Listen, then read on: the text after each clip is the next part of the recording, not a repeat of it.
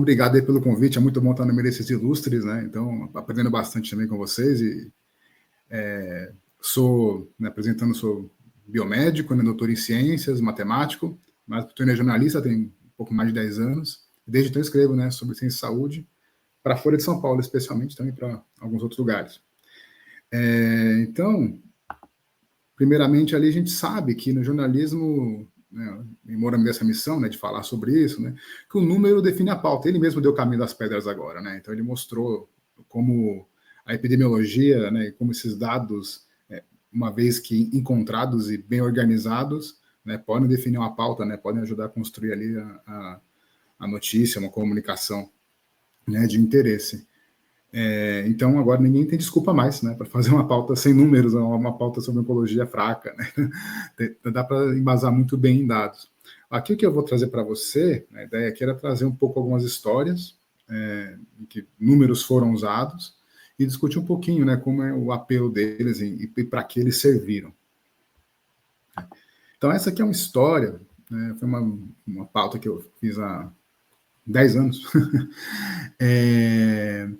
que mora de um povoado de Goiás, que ele sofre do que eles chamam de efeito fundador, né? Quando um pequeno grupo de pessoas, né, se estabelece no lugar e pela pouca, né, variabilidade genética, né, ou pelos casamentos consanguíneos também, algumas características e doenças podem acabar se tornando muito comuns. Então aqui a gente tem um número interessante, do ponto de vista jornalístico, de que 1 a cada 30 pessoas ali, né, naquele povoado tem uma mutação, né, de um gene, que é um gene de reparo do DNA. Então essas pessoas elas acumulam mutações e isso faz com que o surgimento de tumores seja, né, uma questão, né, mais de tempo vai acontecer, e quanto mais exposição solar, por exemplo, mais danos ao DNA, mais tumores essas pessoas, né, têm essa condição chamada xeroderma pigmentoso.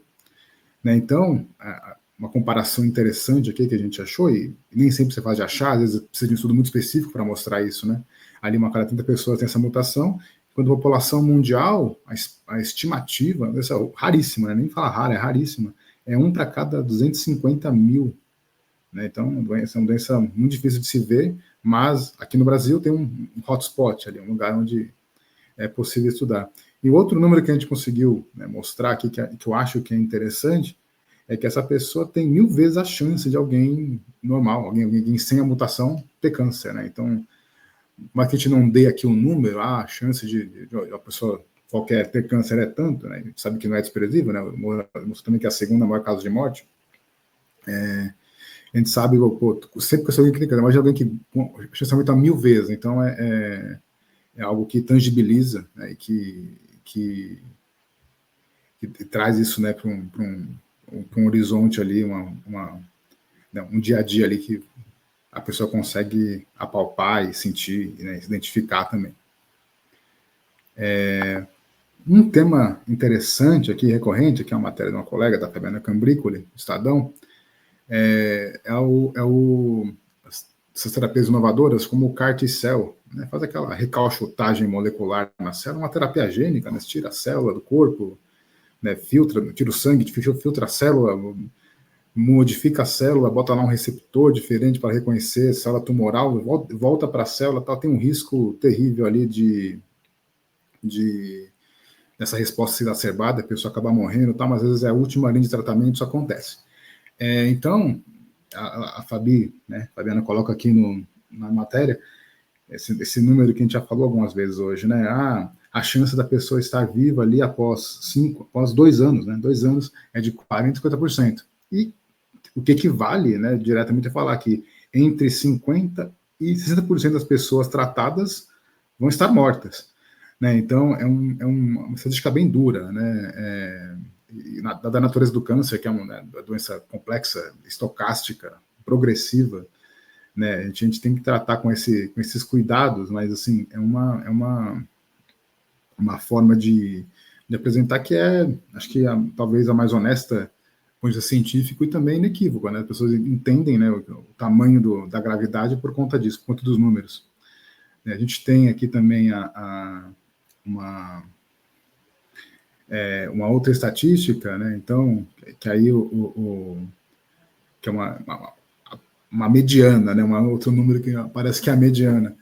Então, e também é interessante, né? Que é legal, assim, esse número tem aparecido cada vez mais nos textos, mas não é algum conceito que as pessoas tenham ainda incorporado para si.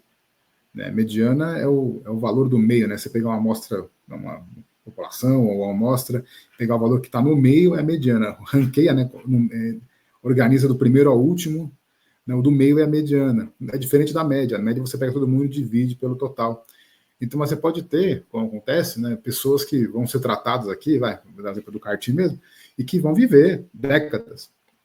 Se você comparar a sobrevida ali com, né, no caso aqui a demora, né, com a pessoa que demorou décadas, demorou anos para fazer um tratamento, né, se você comparar com a maior parte das pessoas que quando ela começou, vai ficar uma coisa meio esquisita, vai distorcer. Então, essa mediana aparece, mas ele sempre explica. Então, é um meio termo ali que a gente talvez tenha que tomar cuidado para, né, sempre que possível, né, resgatar essa informação e relembrar o nosso público. Aqui também falando de prognóstico, né, de novo, né, essa taxa de sobrevida, foi o caso do prefeito Bruno Covas. E aqui tem uma medida, né, que já apareceu também, né, que é a mesma ali, mas aqui no caso de 5 anos, estão falando que 30 taxa de sobrevida dos pacientes após, né, 5 anos, tá? Segundo estatísticas americanas, no caso aqui. Nem sempre a gente consegue, dependendo da doença, da especificidade do tumor, tá? A gente não consegue uma estatística pronta, brasileira, atualizada, né? Então, aí o Moura deu bons caminhos aí para a gente pensar também, para a gente olhar isso. Mas aí foi mas pelo menos você deixando claro, acho que a moral é essa, né? Você deixando claro de onde vem as limitações e sempre que possível balizando aí com fontes, né, críveis aí, né, como o da SBSO, a gente consegue ter fazer a quente, né, no calor do momento ali, fazer uma boa reportagem para contar essas histórias da maneira mais, né, exata possível. Que uma matéria de outra colega, Paula Félix, que vocês terão a chance de ver daqui a pouco, né, no próximo painel, e ela faz ela, né, reporta aqui uma comparação de tratamentos, né, então, aqui de novo, né, aquela coisa, em 5 anos a diferença de sobrevida ali era de 60%, 62%, ou então em outro caso ali 60 contra 53, e um caso que era o mais gritante era de 71 contra, consegui ver aqui, contra 44. Então essa última comparação, né, que foi a que mostrou que ela até enfatizou aqui a diferença de 27 pontos percentuais no tratamento em relação ao outro, né, dá para ter uma ideia, a gente não, aqui é só a moral da história de que a gente não precisa entrar na estatística para algo ser, né, para dar essa aura de que algo é importante, de que algo é significativo. Então a gente consegue denotar isso por meio do texto mesmo. Então aqui está marcando essa diferença. E eu não peguei o estudo que ela usou, mas eu peguei um outro, só para exemplificar, uma curva parecida, aqui no caso é a sobrevida livre de doença.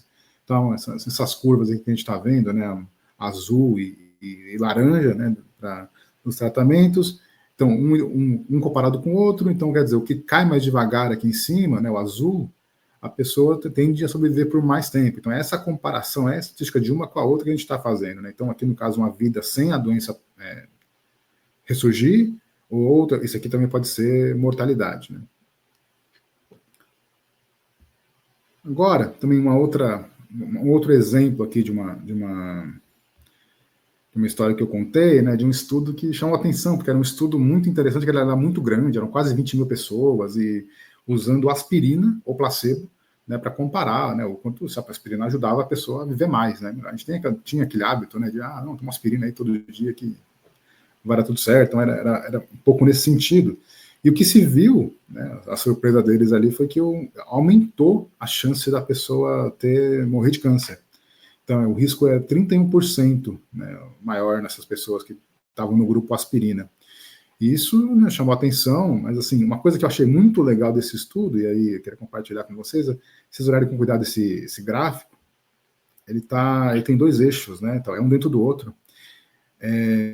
E o primeiro lá, o da esquerda, é a porcentagem total, de 0 a 100, é o eixo completo. Então, se você for ver lá a curvinha lá embaixo, não sei se aparece o cursor, eu acho que não mesmo. Bem aqui no meio, opa, não era para botar. Então, bem aqui embaixo, entre o 0 e o 10, você vê bem esmagadinho, esse quadradinho do meio aqui, esse gráfico do meio, ele amplifica. Então, a gente mostra que a estatística ela foi de 3% para 4%. Então, o que dá esse aumento aí de 31%, ele é significante, né? Olhando ali a razão de risco, né, que é essa divisão de um risco e do outro, ela dá significante. Mas, de novo, colocando em perspectiva, está entre 3% e 4%, né? Que agora é certeza que eu vou morrer de câncer. Então, 30% de câncer que eu vou morrer, não, né? De 3% para 4%. Então, colocar esse número, né, numa reportagem, eu acho que a gente sempre tem essa oportunidade de colocar as coisas em perspectiva e de ser honesto nas estatísticas. Uma comparação legal que veio também no mesmo artigo é que não houve a prevenção de eventos cardiovasculares, que é essa aspirina, né, essa formulação, ela é usada para isso. Ela funciona, já foi testada, mas essa população não era população doente, né, população infartada, coisa do tipo. Então, nesse caso, não viu uma melhora, né, essa tendência ali, né, a razão de risco mais baixa, então, por exemplo, que toma aspirina ligeiramente ali poderia ter uma chance menor, mas isso não na estatística, na comparação ali com, né, não pôde ser considerado diferente. Então, só para a gente ter esse achado e a maneira de reportar e do gráfico e de colocar em perspectiva.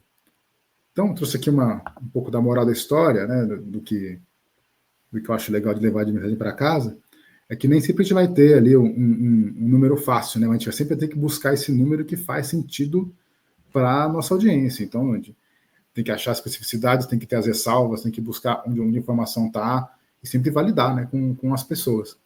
Tem um outro número também que acho que o Moura não comentou, se comentou, não prestei atenção, Moura, desculpa, que é a letalidade, né? Um número que também gera notícia. Então, pegar a razão ali de casos de pessoas que morrem de uma certa doença em relação aos novos casos da doença. Então, você tem uma ideia de para quantos casos, quantas mortes. Então, você vê o quão grave. Porque às vezes eu posso ter muitas pessoas com a doença, sei lá, um tumor de pele não melanoma, talvez. Eu sou ignorante, tá? Vocês me corrijam depois.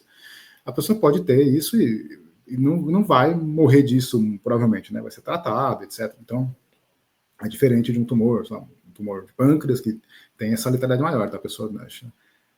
Às vezes a prevalência nem pode ser tão alta, né? Não fica tão alta porque as pessoas acabam morrendo. Então, é um número também que pode interessar ali ao leitor dessa dimensão, né? E, de novo, fazer as comparações corretas, né? A gente comparou lá a população, né, um hotspot lá de Fanho, lá de Goiás, com xeroderma pigmentoso, com uma estatística global para entender o tamanho da gravidade. E, por fim, aqui, né, a gente tem como jornalista de saúde, comunicador de saúde, uma função importante, né, uma responsabilidade de que talvez a audiência não está preparada, né, para receber uma notícia. Então, a gente tem muito que dar esse tom, ajustar esse tom na hora de comunicar e calibrá-lo, especialmente se tratar de histórias pessoais. Então, se você vai tratar essa dureza, essa frieza dos números do câncer, dessas mortes, eu acho que vale a pena ter esse cuidado na hora de redigir, de preparar o seu roteiro. Né? Então, era isso, gente.